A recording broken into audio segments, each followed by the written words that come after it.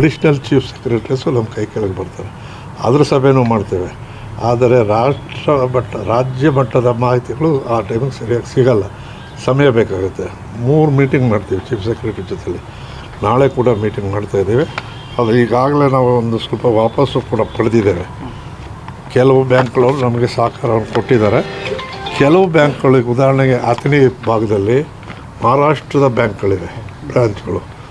ಅವ್ರನ್ನ ನಾವು ಕೇಳಿದ್ರೆ ನಾವು ಹೆಡ್ ಆಫೀಸನ್ನು ಕೇಳಬೇಕು ಅಂತಾರೆ, ಅವರಿಂದ ಮಾಹಿತಿ ಬಂದಿಲ್ಲ. ಈಗ ಬಳ್ಳಾರಿ ಕಡೆಗೆ ಆಂಧ್ರ ಬ್ಯಾಂಕ್ಗಳಿವೆ, ಮಂಗಳೂರು ಕಡೆ ಕೇರಳ ಬ್ಯಾಂಕ್ಗಳಿವೆ. ಅವರ ಅಲ್ಲಿಗೆಲ್ಲ ಅಕೌಂಟ್ ಹೋಗಿದೆ. ಹೊರ ರಾಜ್ಯದ ಬ್ಯಾಂಕ್ಗಳವ್ರಿಗೆ ಹೆಡ್ ಆಫೀಸ್ ಅಲ್ಲಿದೆ.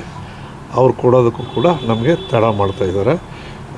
ಈ ವಿರೋಧ ಪಕ್ಷದವ್ರು ಹೇಳಿದಾಗೆ ಈ ಮಾತು ನಮ್ಮ ಮುಖ್ಯಮಂತ್ರಿಗಳಾದಂಥ DK ಶಿವಕುಮಾರ್ ಅವರು ಪರಿಷ್ಕರಣೆ ವಿಷಯ ಹೇಳಿದ ಮೇಲೆ ಬಂದಿದ್ದಲ್ಲ. ಇದು ನಿರಂತರವಾಗಿ ನಾವು ಪ್ರಯತ್ನ ಮಾಡ್ತಾ ಇದ್ದೇವೆ. ಅವ್ರಿಗೆ ಮೊಸರಲ್ಲಿ ಕಲ್ಲು ಹುಡ್ಕೋಕೆ ವಿರೋಧ ಪಕ್ಷದವ್ರು ಹೇಳಿ, ಅದರ ಸತ್ಯವನ್ನು ತಗೊಂಡು ಹೇಳಿದ್ರೆ ಒಳ್ಳೆಯದು. ನಮ್ಮ ಕಾರ್ಯ ನಾವು ಮಾಡ್ತಾಯಿದ್ದೇವೆ. ಒಂದು ಸತ್ಯ ಏನಪ್ಪ ಅಂದರೆ, ಈ ಯಾರಿಗೆ ತಲುಪಬೇಕೋ, ಯಾರು ಬಡವರಿದ್ದಾರೋ ಅವ್ರಿಗೆ ತಲುಪಬೇಕು ಅನ್ನೋದೇ ನಮ್ಮ ಆಶಯ. ಈಗ 79 ಕೋಟಿ ರೂಪಾಯಿ ಬ್ಯಾಂಕಲ್ಲಿದೆ ಅಂದರೆ ಅದನ್ನು ವಾಪಸ್ ಪಡೆಯೋದು ನಮ್ಮ ಕರ್ತವ್ಯ. ಬಟ್ ಅದು ತೀರ್ಕೊಂಡಿರೋರಿಗೆ, ಅದಲ್ಲದೆ ಮೊದಲು ಹೋಗಿರೋ ದುಡ್ಡು ಹೋಗೇ ಇದೆ. ಈಗ ನಿಲ್ಲಿಸಿದ್ದೀವಿ. ಇದಕ್ಕೆ ಯಾವುದೇ ಆತಂಕ ಪಡಬೇಕಾದಿಲ್ಲ ಮತ್ತು ಇದು ನಿರಂತರವಾಗಿ ನಡೆಯುತ್ತೆ. ಕೆಲವೊಂದಿಷ್ಟು ಜನ ಹೇಳ್ಬಿಡ್ತೀನಿ. ಆಮೇಲೆ ಕೆಲವು ಬ್ಯಾಂಕ್ಗಳು ಏರ್ಟೆಲ್ ಪೇಮೆಂಟ್ ಅಂತ ಇದೆ. ಏರ್ಟೆಲ್ ಪೇಮೆಂಟ್ ಅಂದರೆ ಅದು ನಮಗೆ ವಾಪಸ್ ಬರಲ್ಲ, ತೊಗೊಂಬಿಟ್ಟಿರ್ತಾರೆ. ಅಂಥದ್ದು ಒಂದಷ್ಟಿದೆ. ನಲ್ ಅಂತ ಒಂದಷ್ಟು ಬ್ಯಾಂಕ್ ಅಕೌಂಟ್ ಬಂದಿವೆ, ಝೀರೋ ಅಕೌಂಟ್ ಅಂತ ಬಂದಿವೆ. ಇವೆಲ್ಲ ಲಾಸೇನೆ. ಇದನ್ನೆಲ್ಲ ಕಂಡುಹಿಡಿದಿದ್ದೀವಿ. ಇದೆಲ್ಲ ನೋಡಿದಂಥ ಸಂದರ್ಭದಲ್ಲಿ ನಾನಾಗಲೇ ಕೊಟ್ಟ ಮಾಹಿತಿ ಪ್ರಕಾರ 79,000 ಕೋಟಿ ಇವತ್ತು ವಾಪಸ್ ಪಡಿಬೇಕಾಗಿದೆ. ಇಷ್ಟು ನಮ್ಮ ಕರ್ತವ್ಯ ನಾವು ಮಾಡ್ತಾ ಇದ್ದೇವೆ. ಅವರು ವಿರೋಧ ಪಕ್ಷದವ್ರು ಹೇಳಿದಾಗೆ ಇದನ್ನು ನಿಲ್ಲಿಸೋದಿಲ್ಲ. ವಿರೋಧ ಪಕ್ಷದವ್ರಿಗೆ ತಮ್ಮ ಮೂಲಕ ಹೇಳೋಕ್ಕೆ ಇಷ್ಟಪಡ್ತೇನೆ. ನಾವು ಕರ್ನಾಟಕದವರು ದೇವರಾಜ ಅರಸವ್ರ ಕಾಲದಿಂದನೂ 20 ಪಾಯಿಂಟ್ ಪ್ರೋಗ್ರಾಮ್ ಅಡಿಯಲ್ಲಿ ಒಂದೊಂದು ಸರ್ಕಾರನೂ ಕಾರ್ಯಕ್ರಮ ಕೊಟ್ಟಿದ್ದೀವಿ.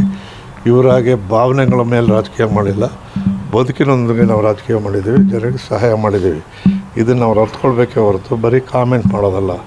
ಅವ್ರ ಬಗ್ಗೆ ಹೇಳೋದಾದರೆ ಇದೇ ಗ್ಯಾರಂಟಿಗಳನ್ನು ಅವರು ಚುನಾವಣೆಗೆ ಮೊದಲು ಮಹಾರಾಷ್ಟ್ರದಲ್ಲಿ ಮಾಡಿದ್ರು, ಮಧ್ಯಪ್ರದೇಶದಲ್ಲಿ ಮಾಡಿದ್ರು, ರಾಜಸ್ಥಾನದಲ್ಲಿ ಮಾಡಿದ್ರು, ಹರಿಯಾಣದಲ್ಲಿ ಮಾಡಿದ್ರು. ನಡೆಸ್ತಾ ಇಲ್ಲ. ಆದರೆ ನಡೆಸ್ತಾ ಇರೋರು ಅತ್ಯುತ್ತಮ ಫೈನಾನ್ಸ್ ಮಿನಿಸ್ಟರ್ ಆದಂಥ ಸಿದ್ದರಾಮಯ್ಯನವರು, 17 ಬಡ್ಜೆಟ್ ಮಾಡಿಸಿರ್ತಕ್ಕಂಥ ಸಿದ್ದರಾಮಯ್ಯನವ್ರ ಹಣಕಾಸಿನ ಪರಿಸ್ಥಿತಿ ಇವತ್ತು ರಾಜ್ಯದಲ್ಲಿ ಹಣಕಾಸು ದಿವಾಳಿಯಾಗಿದೆ ಅನ್ನೋದು ಯಾವಾಗಾದರೆ ಸರ್ಕಾರಿ ನೌಕರಿಗೆ ಸಂಬಳ ಕೊಡ್ತಾ ಇದ್ದರೆ, ಆ ರೀತಿ ಇದ್ದರೆ. ಅದು ಏನೂ ಆಗಿಲ್ಲ. 6ನೇ ಆಯೋಗನೂ ನಾವು ಹೆಚ್ಚಿರೋದು ಕೊಟ್ಟಿದ್ದೇವೆ, ಆಶಾ ಕಾರ್ಯಕರ್ತರಿಗೂ ಹಣ ಕೊಟ್ಟಿದ್ದೇವೆ. ಇವೆಲ್ಲವನ್ನು ನೋಡಿದಾಗ ನಾವು ಸುಭದ್ರವಾಗಿದೆ. ಜೊತೆಗೆ ಈ ಕಾರ್ಯಕ್ರಮದಿಂದ ಅನೇಕ ಮಹಿಳೆಯರ ಸಬಲೀಕರಣ ಆಗಿದೆ. ಅವರು ಬಳೆ ಅಂಗಡಿ ಇಟ್ಟಿದ್ದಾರೆ, ಬೋರ್ವೆಲ್ ಹಾಕ್ಸ್ಕೊಂಡಿದ್ದಾರೆ, ದೇವಸ್ಥಾನಗಳಿಗೆ ಹಣ ಕೊಟ್ಟಿದ್ದಾರೆ. ಇವೆಲ್ಲವನ್ನು ನೋಡಿದಾಗ ಆರ್ಥಿಕ ಪರಿಸ್ಥಿತಿ ಉತ್ತಮವಾಗಿದೆ. ಇದು ನಾವು ನಿಲ್ಲಿಸೋದಿಲ್ಲ. ಇದು ಇವರು ಏನೋ BJPಯವರ ಅಥವಾ ವಿರೋಧ ಪಕ್ಷದವರ ಮಾತಿಗೆ ಜನ ಕಿವಿ ಕೊಡಬಾರ್ದು. ಪರಿಷ್ಕರಣೆ ಆಗೋವಾಗ ನಿಲ್ಲಿಸೋದು ಇಲ್ಲ. ಮತ್ತು ಪರಿಷ್ಕರಣೆ ಬಗ್ಗೆ ಅದು ನಡೆಯುತ್ತೆ. ಇದ್ದ ತಕ್ಷಣದಲ್ಲಿ ನಾಳೆನೂ ಕೂಡ ಮೀಟಿಂಗ್ ಕರೆದಿದ್ದೇವೆ. ನಾಳೆ ಚೀಫ್ ಸೆಕ್ರೆಟ್ರಿ, ಫೈನಾನ್ಸ್ ಸೆಕ್ರೆಟ್ರಿ ಮತ್ತು 5 ಜನ ಅಡಿಷ್ನಲ್ ಚೀಫ್ ಸೆಕ್ರೆಟ್ರಿ ಜೊತೆಯಲ್ಲಿ 12 ಗಂಟೆಗೆ ಮೀಟಿಂಗ್ ಇದೆ. ಆಮೇಲೆ ಯಾವ ರೀತಿ ಮಾಡಬೇಕು, ಅದನ್ನು ಉಳಿಸೋದಕ್ಕೆ ಏನು ಮಾಡಬೇಕು, ಮುಂದೆ ಏನು ಮಾಡಬೇಕು ಅನ್ನೋದೆಲ್ಲ ಮುಂದಿನ ದಿನಗಳಲ್ಲಿ ತಿಳಿಸ್ತೀವಿ. ಪ್ರೋಸೆಸ್ಸಲ್ಲಿ ಇದ್ದೀವಿ. ಈಗ ಡೆಬಿಟ್ ಕಾರ್ಡ್ ಮೂಲಕ ಕೆಲವೊಂದಿಷ್ಟು ಜನ ವಿಡ್ರಾ ಮಾಡ್ಕೊಂಡಿದ್ದಾರೆ. ಅವನು ಪಡೆಯೋದೇ ಕಷ್ಟಕರ ಸರ್. ಅದು ಹೋಗಿದೆ ಅಂತ ಹೇಳೋದಿಲ್ಲ, ಅದು ಹೇಳೋದಿಲ್ಲ. ಅದು ಚರ್ಚೆ ಆಗ್ತಾಯಿದೆ, ಹೇಳೋದಿಲ್ಲ, ಸಿಕ್ಕಿಲ್ಲ. ಹಳ್ಳಿಯಿಂದನೂ ಬರಬೇಕಲ್ಲ, ಇಡೀ ರಾಜ್ಯದ ಮೂಲೆಯಿಂದ ಬರಬೇಕು. ಅದು ಪ್ರಯತ್ನ ಮಾಡಿದರೆ ಇದೆ. ಸ್ಮಾಲ್ ಅಮೌಂಟ್ ಸಿಕ್ಕಿದೆ, ಅದನ್ನು ಹೇಳ್ತೀವಿ. ಒಂದು 3 ಲಕ್ಷ ಸರ್ ಈಗ ಪೇಮೆಂಟ್. ಸರ್ ಈಗ ಮುಂಚೆಗೆ ಅಂದರೆ ಈಗ ಗ್ಯಾರಂಟಿ ಸ್ಟಾರ್ಟ್ ಆಗೋಣ ಮುಂಚೆಗೆ ಡೆತ್ ಆಗಿರೋರು ಏನಾದರೂ ಅಕೌಂಟಿಗೆ ಜಮಾ ಆಗಿರೋದು ಇದೆಯಾ ಸರ್? ಗ್ಯಾರಂಟಿ ಸ್ಟಾರ್ಟ್ ಆದ ಮುಂಚೆ ಕೂಡ it is not A good question. Sorry. Guarantee ಇರೋದು ಸರ್ ಅಕೌಂಟ್ ಆ್ಯಕ್ಟಿವ್ ಇದಾವೆ ಅವು. ಅಲ್ಲ, ನಿಲ್ಲಿಸ್ಬಿಟ್ಟಿದ್ದೀವಲ್ಲ. ಗ್ಯಾರಂಟಿಗೆ ಮುಂಚೆ ದುಡ್ಡೇ ಕೊಡಲ್ವಲ್ಲ, ಅದೆಲ್ಲ ಬರುತ್ತೆ. ಅಲ್ಲ, ಇರೋ ಸತ್ತಿರೋರಿಗೆ ನೀವು ಲೇಟಾಗಿ ಬಂದರೆ ತಪ್ಪು ತಿಳ್ಕೊಬೇಡಿ. ನಾನು ಹೇಳಿದೆ ಗ್ಯಾರಂಟಿ ಸ್ಟಾರ್ಟ್ ಆಗಿತ್ತು ಮೊದಲನೇ ವರ್ಷದಿಂದಲೇ ಸ್ಟಾರ್ಟ್ ಆಯಿತು, ಡೇಟ್ ವೈಸೇ ಸ್ಟಾರ್ಟ್ ಆಯಿತು. ಆದರೆ ನಾವು ಕಂಡುಹಿಡಿದಿದ್ದು 24ರ ಸೆಪ್ಟೆಂಬರ್ನಲ್ಲಿ. ಅಲ್ಲಿಂದಾಚೆ ನಿಲ್ಲಿಸಿದ್ದೀವಿ. ಅದ್ರೊಳಗೆ ಸತ್ತಿರೋರದೇ ದುಡ್ಡು 79 ಕೋಟಿ ಅಷ್ಟೇ ಕ್ಲಾರಿಫಿಕೇಶನ್. ಅದರಿಂದ ಆಚೆಗೆ ಅವ್ರಿಗೆ ನಿಲ್ಲಿಸಿದ್ದೀವಿ. ಮುಂದೆ ಏನು ಮಾಡಬೇಕು ಅನ್ನೋದನ್ನು ಪ್ರಯತ್ನ ಮಾಡ್ತೀವಿ. ವಾಪಸ್ ದಾವಣಗೆರೆ 50-60 ಸಾವಿರ ಮೈನಸ್ ಆಗಿದೆ, ತೆಗೆದಿದ್ದಾರೆ ಅಂತ ಅಷ್ಟೊಂದು ಸಮಸ್ಯೆ ಆಗಿರುತ್ತೆ. ಸಾವು ಯಾರ ಕೈಲಿದೆ ಬ್ರದರ್? ಸಾವು ನಮಗೆ ಆಮೇಲೆ ಇಲ್ಲೊಂದು ಏನಪ್ಪ ಅಂದರೆ ಸಾವು ಬರ್ಸ್ ಆ್ಯಂಡ್ ಡೆತ್ಸ್ ಅಂತ ಹೇಳಿ ಒಂದು ಇಲಾಖೆ ಇದೆ. ಹಳ್ಳಿ ಜನ ನಿಮಗೆ ಗೊತ್ತಿದ್ದಾಗೆ ಅವ್ರಿಗೇನಾದರೂ ಖಾತೆ ಬದಲಾವಣೆ ಸಾಲ ಪಡಿಬೇಕಾದ್ರೆ ಮಾತ್ರ ಹೋಗಿ ಡೆತ್ ಸರ್ಟಿಫಿಕೇಟ್ ಕೇಳ್ತಾರೆ. ಸ್ವಾಭಾವಿಕವಾಗಿ ಅಕ್ವೈರ್ ಮಾಡೋದು ಬೇರೆ, ಝೋನ್ ಚೇಂಜ್ ಮಾಡೋದು ಬೇರೆ. ಈಗ ಝೋನ್ ಇದೆಯಲ್ಲ, ರೆಡ್ ಝೋನ್, ಅದರಿಂದ ಯಾರನ್ನ ರೈತರಿಗೆ ತೊಂದರೆ ಆಗಿದೆಯಾ? ಈಗ ಬೆಳೆ ಬೆಳೀತಾ ಇದ್ದಾರೆ, ಫಸಲು ತಗೊಳ್ತಾ ಇದ್ದಾರೆ, ಅದರಿಂದ ಏನು ಸಮಸ್ಯೆ ಆಗಿಲ್ಲಲ್ಲ. ನೀವು ನಾವೇನು ನಿಮ್ಮನ್ನೇನು ಕೇಳ್ತಾ ಇಲ್ಲ, ನೀವು ಹೆಂಗಿದೆಯಾ ನೀವು ಬಿಟ್ಬಿಡಿ ಅಂತಾನೆ ಹೇಳ್ತಾ ಇರೋದು. ನೀವು ಝೋನ್ ಚೇಂಜ್ ಮಾಡ್ಕೊಳ್ಳೋದು ಆಮೇಲೆ ನಿಮ್ಗಾದ್ರೆ ಮಾಡಿ, ಇಲ್ಲಾಂದ್ರೆ ಮುಂದೆ ಸರ್ಕಾರ ಬಂದಾಗ ರೈತರ ಮನವಿ ಮಾಡ್ತಾರೆ, ಅದರ ಮೇಲೆ ತೀರ್ಮಾನ ಆಗುತ್ತೆ.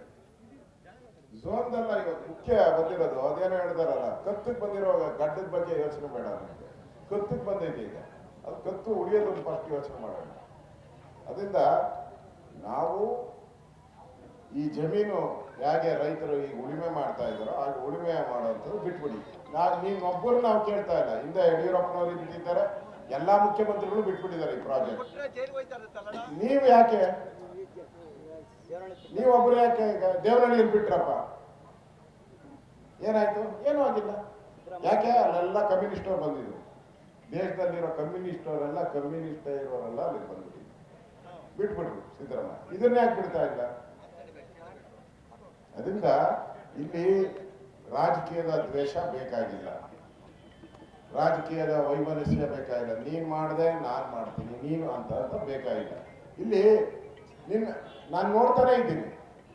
ಫಸ್ಟು ಬಿಡದಿ ಟೌನ್ಶಿಪ್ ಬಗ್ಗೆ ಬರ್ತಿದ್ದೆ, ಆಗಿದ ತಕ್ಷಣ ಎಲ್ಲ ಆಸ್ತಿಗಳು ಕೊಟ್ಟೋಗುತ್ತೆ. ನಿನ್ನ ಆಸ್ತಿ ಎಷ್ಟು, ನನ್ನ ಆಸ್ತಿ ಎಷ್ಟು? ಸ್ವಾಮಿ, ಅವರ ಆಸ್ತಿ ನಿಮ್ಮ ಆಸ್ತಿ ಯಾರ ಆಸ್ತಿ ಎಲ್ಲ ಬೇಕಾಗಿರೋದು. ಇಲ್ಲಿ ರೈತರ ಆಸ್ತಿ ಉಳಿಬೇಕು, ಅದಕ್ಕೋಸ್ಕರ ನಾವು ಬಂದಿರೋದು. ಇಲ್ಲಿ ಬೇರೆ ಬೇರೆ ಆಸ್ತಿ ಚರ್ಚೆ ಮಾಡಿ ಡೈವರ್ಟ್ ಮಾಡಬೇಡಿ ಯಾವುದನ್ನು. ಯಾರ್ಯಾರ ಆಸ್ತಿ ಏನೇನಿದೆ ಅದು ಕೋರ್ಟ್ ಇದೆ, ಇನ್ಕಮ್ ಟ್ಯಾಕ್ಸ್ ಅವರು ಇದ್ದಾರೆ, ಲೋಕಾಯುಕ್ತ ಇದೆ, ಅವ್ರು ಮಾಡ್ತಾರೆ ಅವ್ರ ಡ್ಯೂಟಿನ. ಡೈವರ್ಟ್ ಮಾಡಬೇಡಿ. ಇಲ್ಲಿ ರೈತರ ಆಸ್ತಿ ಬಗ್ಗೆ ಚರ್ಚೆ ನಡೀತಾ ಇರೋದು, ಅದ್ರ ಬಗ್ಗೆ ಮಾತಾಡಿ, ಅದು ಉಳಿಸ್ಬೇಕು, ಮಾತಾಡಿ.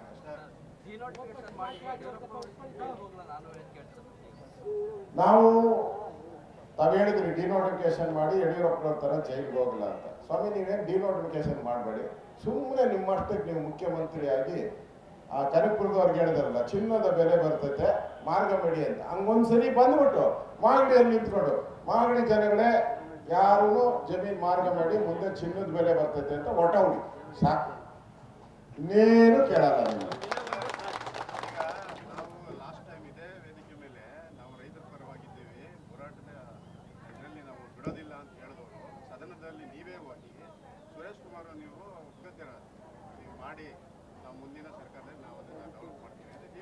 ನಾನು ಯಾವತ್ತೂ ಹೇಳೇ ಇಲ್ಲ, ನಾ ಹೇಳಿಲ್ಲ. ನಾನು ಬಿಡದಿ ಟೌನ್ಶಿಪ್ ಮಾಡುವಂತ ನಾನು ಹೇಳಿದ್ದೀನ?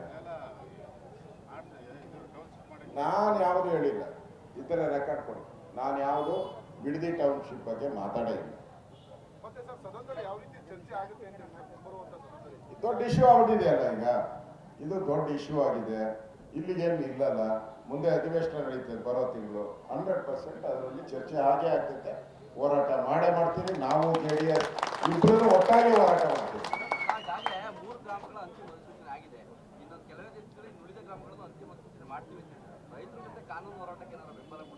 ಪೂರ್ತಿ ರೈತರ ಕಾನೂನು ಹೋರಾಟಕ್ಕೆ ನಮ್ಮ ಪೂರ್ತಿ ಬೆಂಬಲವನ್ನ ನಾವು ಕೊಡ್ತೀರಿ. ಅದಕ್ಕೇನು ಬೇಕೋ ಹೋರಾಟಕ್ಕೆ ಮತ್ತು ಕಾನೂನು ಹೋರಾಟಕ್ಕೆ ನಮ್ಮ ಬೆಂಬಲ ಇದೆ. ಈಗ ಕೆಂಪೇಗೌಡ ಲೇಔಟ್ ಮಾಡಿ ಅದು 18-20 ವರ್ಷ ಆಗಿದೆ, ಇನ್ನೂ ಡೆವಲಪ್ಮೆಂಟ್ ಮಾಡ್ತಾನೆ ಇದೆ. ಏನ ರೈತರೆಲ್ಲ ತಿಳ್ಕೊಂಬಿಟ್ಟಿದ್ದಾರೆ. ಏನು ಕೆಲವರು ಕೊಟ್ಟಿದ್ದಾರಲ್ಲ, ಯಾರೋ ಒಂದು 20% ಜನ ಕೊಟ್ಟಿದ್ದಾರೆ, ಅವ್ರಿಗೆ ಲೇಔಟ್ ಆಗಿ ನಾಳೆನೇ ಸೈಟ್ ಬಂದ್ಬಿಡುತ್ತೆ. ನಾಳೆ ಬರಲ್ಲ ಸೈಟು, ಇನ್ನು 20-30 ವರ್ಷ ಬೇಕು ನಿಮ್ಮ ಸೈಟು ನಿಮ್ಮ ಹೆಸರು ರಿಜಿಸ್ಟರ್ ಆಗಬೇಕಾದ್ರೆ. ಅಯ್ಯೋ ಸಾಧ್ಯನೇ ಇಲ್ಲ, ಇರೋದೇ ಇಲ್ಲ. ಯಾರು ಸತ್ತೋಗ್ಬಿಟ್ಟಿರ್ತಾರೆ ಅಷ್ಟೊತ್ತಿಗೆಲ್ಲರೂ. ಎಲ್ಲ ಸುಮ್ಮನೆ ಹೇಳ್ತಾರೆ, ಅಣ್ಣ ಅದೇನೋ ಹೇಳ್ತಾರಲ್ಲ ರಾಹುಲ್ ಗಾಂಧಿ, ಈ ಕಡೆಯಿಂದ ಆಲೂಗೆಡ್ಡೆ ಹಾಕೋ, ಆ ಕಡೆಯಿಂದ ಚಿನ್ನ ತಗೋ ಅಂತ. ಹಂಗಲ್ಲ ಇದು. ನಿಮ್ಗೆ ಈಗ ಲೇಔಟ್ ಮಾಡೋಕ್ಕೆ ನಿಮ್ಮ ಹೆಸರಿಗೆ ಆಗಬೇಕಾದ್ರೆ ಅದಕ್ಕೆ ಮತ್ತೆ ಲಂಚ ಕೊಡಬೇಕು. ಮೇನ್ ರೋಡ್ಗಾದ್ರೆ ಇಷ್ಟು, 60 ಅಡಿಗಾದ್ರೆ ಇಷ್ಟು, 100 ಅಡಿಗಾದ್ರೆ ಇಷ್ಟು ದುಡ್ಡು ಕೊಡ್ಬೇಕು. ಅಲಾಟ್ಮೆಂಟು ನಮ್ಮದೇ ಜಮೀನು, ಅದಕ್ಕೆ ಯಾಕೆ ಕಾಯ್ಬೇಕು? ಬಿಟ್ಬಿಡಿ, ಇವಾಗಿರೋ ಲೇಔಟ್ ಸಾಕು, ಮುಗಿಸ್ಕೊಂಡು.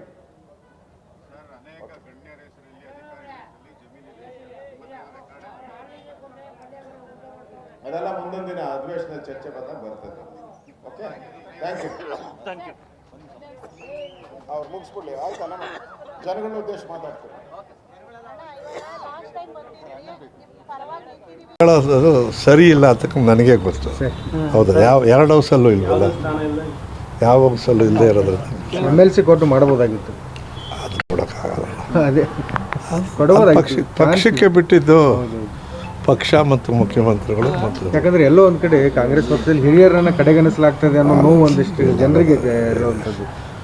ಆ ಥರ ಏನಿಲ್ಲ. ನನಗೆ ಒಂದು ಜವಾಬ್ದಾರಿನ ಕೊಟ್ಟಿದ್ದಾರೆ. ನನಗೆ ಸಂತೋಷವಾಗಿ ಬಡವರ ಕೆಲಸ ಮಾಡ್ತಾಯಿದ್ದೇನೆ. 26 ಜಿಲ್ಲೆ ಸುತ್ತಿದ್ದೀನಿ, ಎಲ್ಲ ಕಡೆ ಕಾರ್ಯಕ್ರಮ ಮಾಡಿದ್ದೀನಿ. ಇದನ್ನು ಕೂಡ ಕಂಡು ಹಿಡಿದಿದ್ದೀನಿ, ಇದನ್ನು ಸೆಟ್ಲೈಟ್ ಮಾಡ್ತೀನಿ. ನನಗೆ ತೃಪ್ತಿ ಇದೆ. ಕಾಂಗ್ರೆಸ್ ಸರ್ಕಾರ ನಾನು ಕೊಟ್ಟಿರೋ ಕೆಲಸವನ್ನು ಜವಾಬ್ದಾರಿಗೆ ಮಾಡ್ತೀನಿ. ಯಾಕಂದರೆ ಸಿದ್ದರಾಮಯ್ಯ ಅವ್ರ ಜೊತೆ ಇದು ಗಟ್ಟಿಯಾಗಿ ಇದ್ದು ಅಹಿಂದ ಕಟ್ಟಿದವರು ನೀವು ಹೋಗಿ, ಅದು ಹಿಂದೆನೂ ಮಾಡಿದ್ದೇನೆ, ಈಗಲೂ ಮಾಡ್ತೀನಿ, ಮುಂದೆನೂ ಮಾಡ್ತೀನಿ. ಧನ್ಯವಾದ.